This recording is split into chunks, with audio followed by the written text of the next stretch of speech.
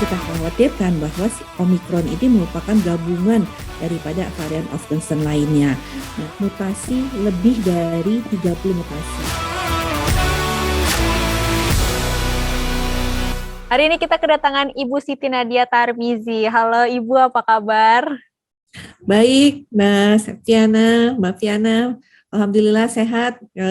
Walaupun beberapa hari ini mendung ya cuacanya. Betul, Hujan suasana besar. agak gloomy ya, jaga kesehatan tetap ya Ibu ya, karena kan juga semakin banyak aktivitas, apalagi juga sekarang mulai bisa dibilang terancam lagi karena munculnya varian baru dari COVID-19 yaitu varian Omicron. Nah sebetulnya Ibu, bisa diceritakan mungkin asal mulanya varian Omicron ini tuh dari mana Bu, dan seperti apa? Ya, jadi varian Omicron atau B11529 ini merupakan varian yang pertama kali itu dilaporkan oleh negara Afrika Selatan pada tanggal 24 September ya. Dan itu didapatkan dari sampel yang positif pada waktu itu. Sampel positif itu diambil pada tanggal 9 November. Nah, kemudian B11529 ini yang kemudian dianggap oleh WHO dan juga awalnya oleh Afrika Selatan ya, tentunya sebagai varian yang berkontribusi terhadap peningkatan kasus yang terjadi di Afrika Selatan. Pada waktu itu kalau kita lihat ya, Afrika Selatan itu sudah pada dikatakan menghadapi peningkatan kasus yang mau mengarah ke gelombang keempat ya, karena dia sudah punya gelombang ketiga sebelumnya. Nah, ini yang kemudian varian tersebut karena kecepatan peningkatan penularan yang terjadi di Afrika Selatan, dan yang kedua adalah jumlah negara yang melaporkan. Kalau kita tahu pada waktu itu dalam 3-4 hari itu langsung ada 14 negara ya yang melaporkan adanya kasus Omicron ini, walaupun kasus Omicron ini banyak di negara-negara di luar Afrika Selatan itu adalah dibawa dari pelaku perjalanan yang baru pulang dari Afrika Selatan ya. Nah, ini kemudian tanggal 26 November melihat kondisi tersebut, WHO kemudian memutuskan untuk memasukkan Omicron ini sebagai salah satu varian of concern ya, seperti varian Delta, Beta, Delta dan Gamma yang kita semua sudah ketahui ya seperti apa varian Delta yang kita hadapi sebelumnya. Oke, berarti bisa varian Omicron ini berarti lumayan menghantui dan mengancam keadaan dunia ya Bu ya, karena kan juga kita tahu bahwa data terakhir 23 negara sudah terdeteksi varian Omicron ini. Alhamdulillahnya sampai sekarang di Indonesia belum. Apakah sebenarnya varian Omicron ini yang sudah masuk varian of concern ini bisa dibilang lebih berbahaya daripada varian-varian yang lainnya?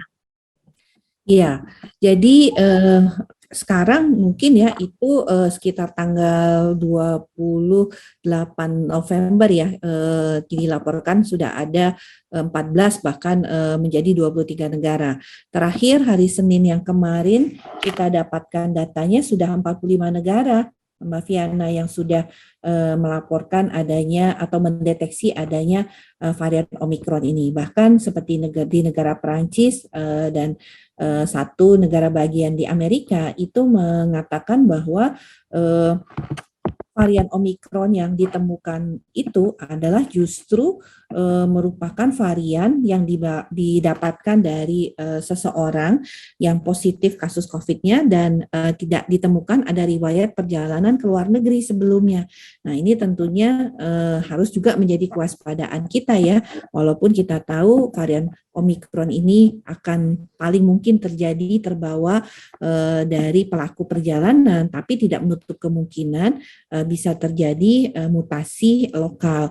Nah, mengapa kemudian WHO begitu cepat ya menjadikan varian Omicron ini menjadi varian of concern seperti varian Alpha, Beta, dan Delta, dan Gamma ya? Dikarenakan tadi bahwa varian Omicron ini dikatakan memiliki mutasi lebih dari 30 mutasi. Setidaknya saat ini ditemukan 34 sampai 35 mutasi yang terjadi. Dan mutasi yang terjadi itu juga merupakan mutasi kombinasi atau campuran dari mutasi-mutasi yang terjadi pada varian of concern lainnya. Jadi dia ada yang mengikuti mutasinya alfa, mutasinya beta, mutasinya delta, dan mutasinya gamma. Dan kita tahu varian of concern itu memiliki beberapa dampak ya terhadap seperti penularan ya, dia mempercepat penularan. Kita tahu alfa kemudian delta itu mempercepat penularan. Kemudian kemampuan dia untuk mengelabui sistem imunitas ya, kita tahu kemudian menyebabkan orang menjadi lebih mudah terinfeksi kembali atau tertular kembali. Kemudian meningkatkan tingkat keparahan ya, itu kita bisa lihat pada alfa, beta, delta, dan gamma. Dan kemudian bisa menurunkan efektivitas dari vaksin, dan itu terutama seperti pada varian beta dan delta dikatakan bisa menurunkan efikasi. Jadi kombinasi-kombinasi itu ada semua di dalam varian B11529 ini, bahkan ada mutasi-mutasi pada protein lainnya. Nah ini yang kemudian bahwa apa yang harus kita khawatirkan bahwa si Omikron ini merupakan gabungan daripada varian of concern lainnya. Nah, yang juga kita perlu waspadai, ini nggak ada bedanya Mbak Fiana gejala Omikron ini dengan gejala infeksi virus COVID-19 lainnya. Nah, tentunya ini yang kembali ya menjadi concern kita lagi, artinya bisa saja kita gejalanya sama, tapi harus kita pastikan kita tidak atau menderita varian Omikron ini.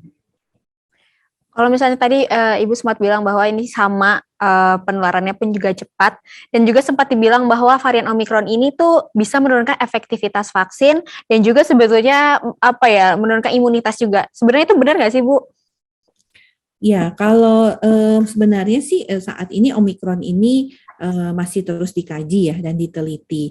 Tapi dari mutasi yang ditemukan, protein mutasi yang ditemukan di dalam laboratorium pemeriksaan genome sequencing, itu perubahan protein atau materi genetiknya itu sama pada spike-spike pita-pita protein tertentu yang dikatakan bahwa perubahan pada spike itu dapat menurunkan respon imun. Jadi kita tahu misalnya ada di materi genetik itu kan ada nomor-nomor ya, seperti misalnya K417N begitu ya, seperti itu.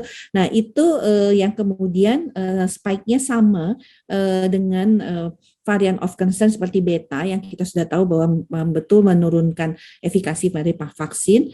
Nah ini ditemukan juga pada Omikron ini. Jadi dugaan saat ini bahwa dia bisa meningkatkan penularan ya, karena terlihat bahwa penularan yang terjadi di Afrika Selatan itu terutama pada orang-orang yang positif dan di dalamnya itu adalah varian Omikron atau B11529 tadi. Kemudian dilihat bahwa dia lebih cepat membuat orang terinfeksi kembali. Karena orang yang terinfeksi itu setelah diperiksa genome sequencingnya ternyata dia varian daripada Omikron ini.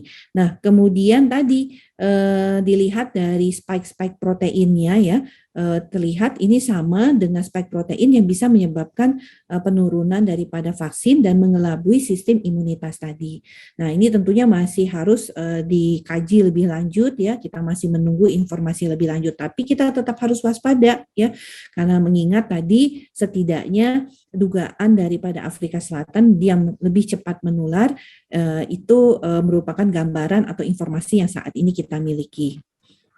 Baik, di Indonesia sendiri sampai saat ini sih masih belum ya Bu ya terdeteksi varian Omikron. Tapi juga sekarang udah mau menuju, maksudnya udah memasuki era baru lah ya Bu ya, kan varian Omikron ini kan kita udah lagi landai, Indonesia ini udah mulai landai. Apakah kita bisa merasa terancam Bu dengan adanya varian baru ini, dan apa yang harus dilakukan oleh Indonesia sendiri untuk bisa menghindari lah adanya varian Omikron ini? Ya, artinya buat kita kan sekarang sudah merasakan sudah banyak sekali ya pelonggaran-pelonggaran kegiatan masyarakat ya, aktivitas masyarakat untuk ke pasar, ke pusat perbelanjaan, ke tempat ibadah ya, melakukan kegiatan sosial ya, bahkan sudah bisa berpariwisata ya, Mbak Fiana ya. Nah, ini artinya kan bahwa kita melihat aktivitas masyarakat sudah sangat banyak dilakukan. Di sisi lain kalau kita lihat kasus positif kita ini cenderung terus menurun ya. Saat ini sekitar 250 sampai 300. Angka kematian juga sudah di bawah dari 10 per hari. Angka positif itu 0,17% ya. Jadi angkanya kalau kita bicara angka positif itu kan kemungkinan orang menjadi tertular atau sakit sangat kecil ya. Nah, artinya ini kemudian seringkali membuat masyarakat di tengah mobilitas yang sudah mulai seperti kembali normal ya, walaupun kita tahu ada kebiasaan-kebiasaan baru yang harus kita lakukan, misalnya tetap pakai masker, harus scan barcode kalau untuk melakukan aktivitas di tempat publik, atau kalau kita mau melakukan perjalanan harus periksa tes antigen ataupun dengan pemeriksaan PCR. Ini kan merupakan tambahan-tambahan kegiatan yang harus tetap kita jalankan. Nah, kemudian masyarakat kalau dengan kondisi yang terus membaik dengan banyaknya aktivitas yang sudah bisa dilakukan masyarakat, ini cenderung protokol kesehatannya mulai kendor, ya kan? Dan semangat vaksinasi sudah mulai kendor juga gitu, karena kan wah sudah nggak banyak yang sakit kok, sudah aman gitu ya. Jadi saya sepertinya tidak perlu vaksin begitu. Nah, ini yang harusnya terus diingat oleh kita semua bahwa walaupun dengan kondisi yang sudah jauh lebih baik, kita sudah mulai banyak melakukan berbagai kegiatan dan masuk juga untuk proses pembelajaran ya, karena sudah mulai ya anak-anak kuliah sudah direncanakan untuk secara luring seperti itu. Nah, itu perlu tetap harus diingat bahwa kita tetap masih di dalam masa pandemi dan protokol kesehatan masih harus tetap dijalankan. Dan kenapa kita masih dalam kondisi pandemi? Karena kemudian kita tahu ada varian baru, ya kan? Yang terus artinya mengancam dan mengingatkan kita semua bahwa pandemi ini belum selesai, karena si virus tadi masih berjuang tuh dia untuk kemudian saya bisa eksis lagi lah gitu ya kan, dengan adanya varian baru. Jadi inilah mengapa kemudian apakah kita harus menjadi terancam?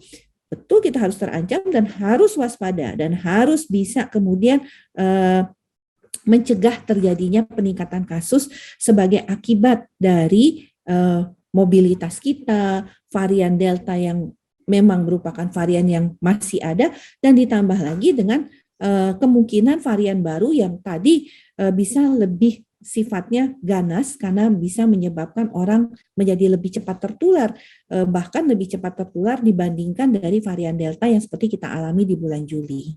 Oke, apa aja sih Bu mungkin gejala-gejala yang terjadi bila terkena varian Omikron? Nah, sampai saat ini dari data yang ada dikatakan tidak ada gejala yang spesifik membedakan seseorang itu apakah dia terinfeksi virus Omikron ataupun terinfeksi virus Beta, Delta, ataupun varian Delta lainnya ya, seperti AY4.2 ataupun kemudian AY23 yang memang banyak di Indonesia ini.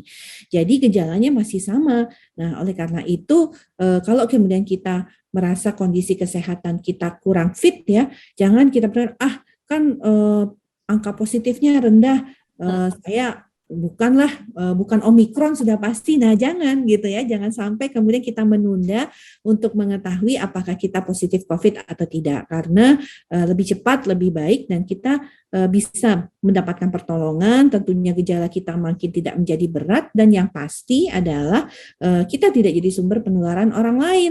Coba bayangkan kalau kita terlambat mengetahui ya, misalnya kita membawa virus Omikron, wah sudah berapa banyak orang yang kemudian bisa tertular, dan kemudian potensi virus Omikron berkembang di dalam masyarakat itu menjadi sangat cepat dengan kita tidak bisa memutuskan rantai penularannya secara segera. Benar-benar benar. Memang berarti untuk gejalanya masih sama seperti yang lalu-lalu ya, seperti varian Delta dan lain-lainnya gitu. Dan memang pertolongan yang sekarang nih kita bisa lakukan adalah dengan protokol kesehatan dan juga tentunya vaksinasi ya, Ibu ya. Nah, kalau misalnya dengan adanya varian baru ini kan muncul ya Bu ya di luar bukan di Indonesia tapi sudah muncul di dunia dari Afrika Selatan. Dan juga di tahun 2022 rencananya akan ada vaksin booster.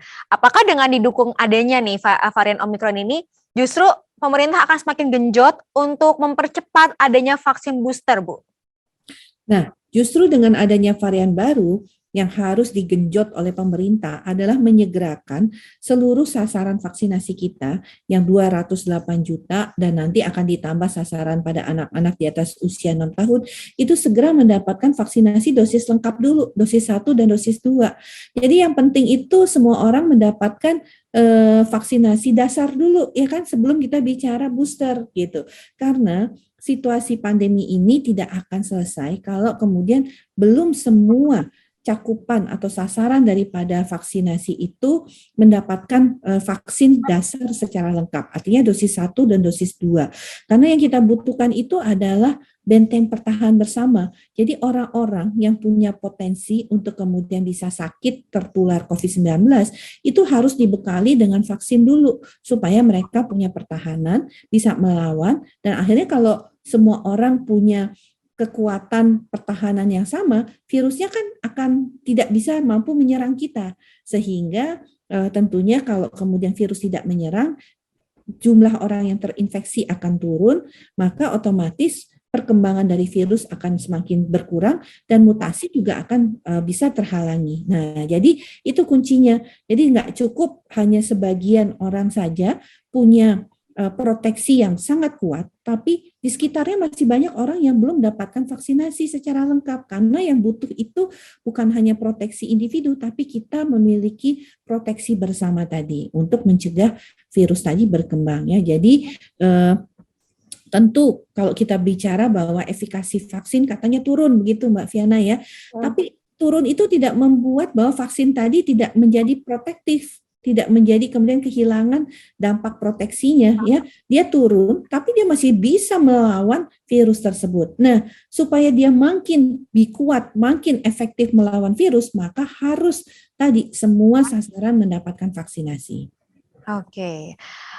Pokoknya yang penting adalah untuk sekarang ini yang penting adalah 2 dosis utama dulu ya Bu ya, baru nanti akan ada vaksin booster. Tapi kalau misalnya boleh tahu nih Bu ya, mungkin rencananya kira-kira kapan sih pemerintah akan melakukan vaksinasi booster COVID-19?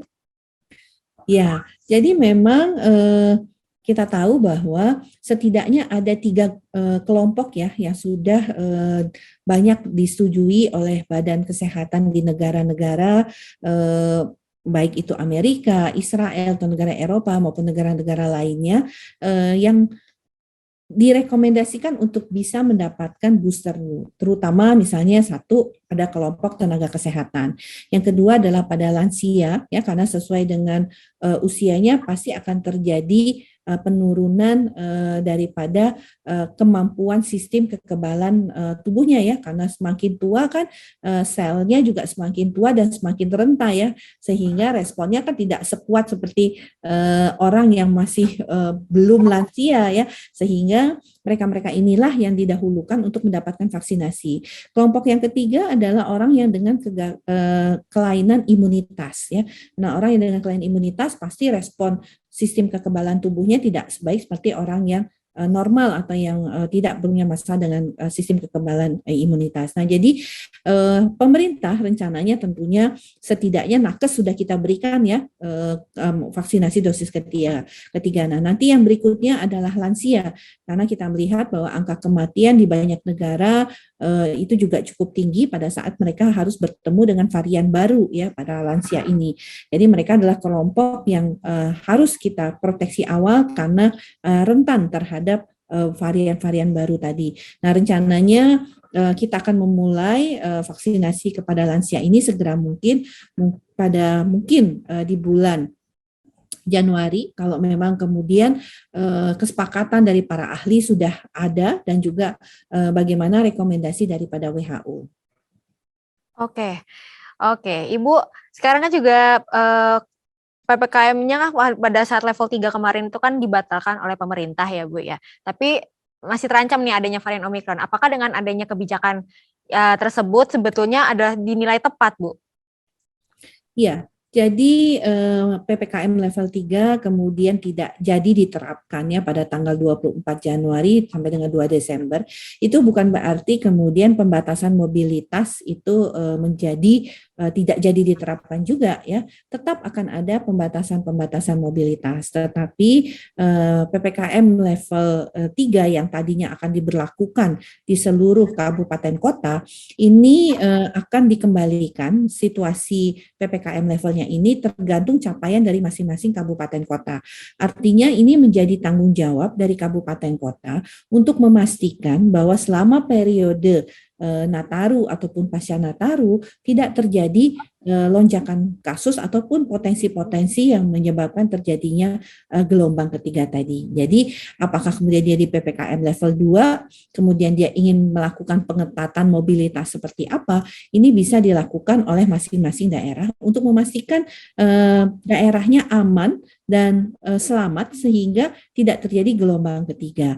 Jadi bukan berarti PPKM level 3 itu dibatalkan kemudian kita tidak memonitor mobilitas, kita tidak memperkuat protokol kesehatan, kita kemudian tidak memikirkan untuk pencegahan daripada gelombang ketiga, apalagi ada varian baru yang tadi kita sudah bahas ya. Artinya pengetatan mobilitas akan tetap kita lakukan, termasuk juga penegakan aturan terkait disiplin protokol kesehatan di tempat-tempat publik kita juga akan perkuat.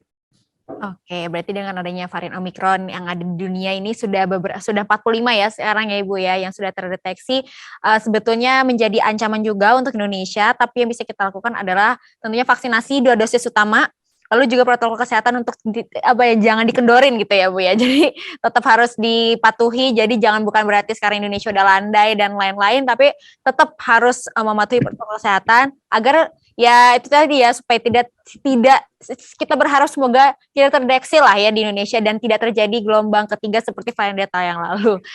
Kita pun berharap semoga cepat pulih ya Bu ya pandemi yang nggak ada varian-variannya lagi, vaksinasi semoga semuanya benar-benar tuntas gitu. Jadi kita bisa hidup kembali normal seperti sedia kala. Terima kasih Bu Siti Nadia atas waktunya. Semoga obrolan ini kita semakin bisa memberikan inspirasi dan juga informasi yang terbaru gitu. Terima kasih Smart Viewers. Ya, dan sedikit mungkin Mbak Fiana saya ingin titip pesan, jangan lupa segera divaksin, jangan pilih-pilih vaksin karena semua vaksin memberikan perlindungan kepada kita. Yang saat ini harus kita bangun adalah kekebalan atau benteng bersama untuk menghadapi serangan-serangan dari virus COVID-19 maupun varian-variannya. Oke, itu dia Smart Viewers. Terima kasih Ibu Siti Nadia. Sama-sama, sehat selalu. Sehat selalu Ibu.